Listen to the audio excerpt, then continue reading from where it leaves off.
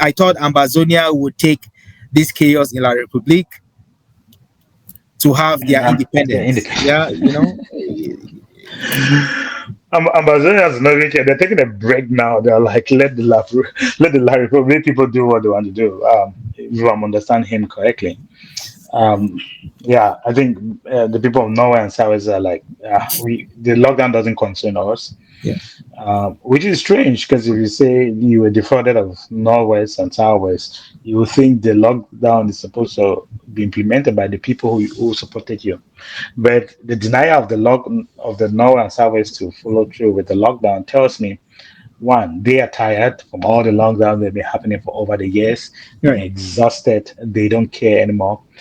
And two, maybe you didn't get as many votes as you wanted, Yeah. as you thought you did. Okay, maybe you don't have as many supporters as you thought you did. Because or maybe I'll add a third option, or maybe your supporters are not as loyal and are not willing to suffer because of your political ambitions. Ambition. Right. And again, I think there's one thing to add. If you talk to people on the ground, they might say that the Ambazonia movement or revolution you knew in 2008, 2016, 17, 18 isn't the same revolution we know now. In terms of their ability to control the people, I believe that they've lost the ability to control the Yeah, people in many parts of the Northwest and Southwest. Yes, right. there are certain parts of those little villages in the northwest and southwest where Ambazonia still has a lot of that power in terms of the ability to come out and threaten and manage and control the populace there. They don't have that anymore. They don't have Yeah, that anymore. That is the reason why Issa Chiroma could go down there and campaign. That is yeah, the reason why all these other politicians were able to go down to Bamenda and campaign. I mean, imagine you going as a national head of a national political party going down to the northwest in 2006, no, 2018 or you 2019. can to go That do was an what? impossibility. No, Yeah, no, no, you couldn't even dream of doing that. yeah, But it's happening now, where rallies are happening in every part of where people are going out and voting. So yeah, it tells you very clearly that, I mean, even if they wanted to take the opportunity to carve out a portion of the territory for themselves and maybe, or finally get the independence that they're looking for, they don't have the ability. They don't have the ability to do right. that. And again, when was the last time you heard someone contributing to the Ambazonia Money. cause? And it's Yes, not yeah, not for the lack of causes, because um um um uh, president number one has a fund and collecting money for president, but again, nobody is putting money in that, right? Nobody's putting money in that. Nobody's engaged in Ambazonia the way they used to. I mean, Ayabacho is in prison. People know that, right? For terrorism charges.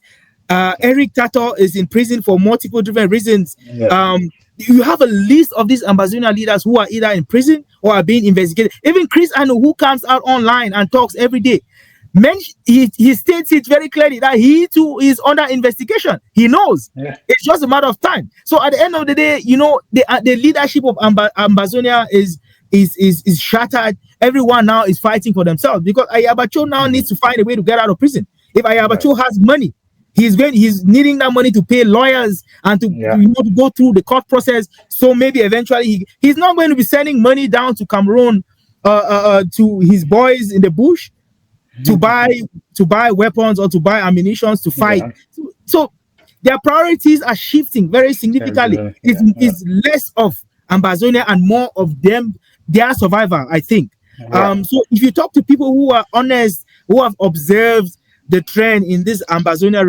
revolution, this is what they're going to say. And if they're honest, these are the conversations that they will be having.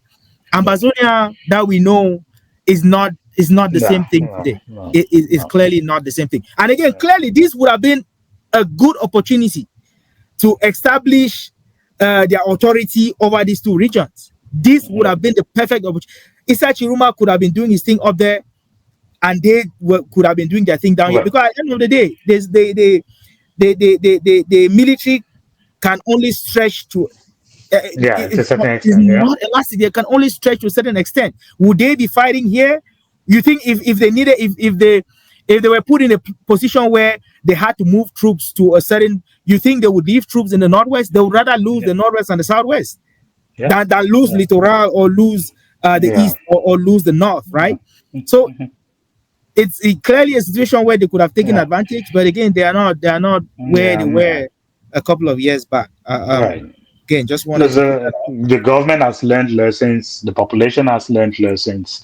The people who you call on to support, I'm speaking in case of East Settlement, they've learned their lessons. And Cameroon as a whole has learned its lessons. So I don't think we are in the same situation that we were in back in 2018, 2019. You know, it's different right now. And yeah.